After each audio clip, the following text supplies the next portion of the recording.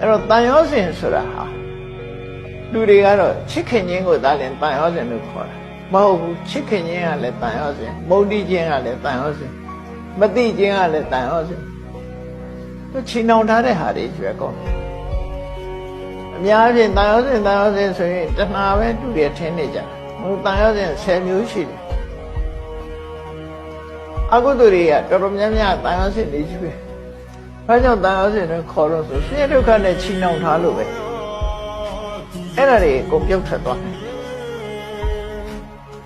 အဲ့ဒါတွေပြတ်ဖို့ရည်ချီတာဟုတ်အဓိကကတော့အဲ့ဒီကိုသွားသစ္စာပြတရားတော့ကအဲ့ဒါဖြတ်တာပဲအဲ့ဒါဖြတ်တာဘာနဲ့ဖြတ်တာတော့ဆိုအမှန်ကန်ဆင်ញင်သုံးသပ်ခြင်းဖြင့်ဖြတ်တာအဲ့ဒီလိုမှန်ကန်ဆင်ញင်သုံးသပ်နိုင်မှုကပညာလို့ခေါ်တယ်အဲ့ဒီပညာဟာအမြတ်ဆုံးပဲ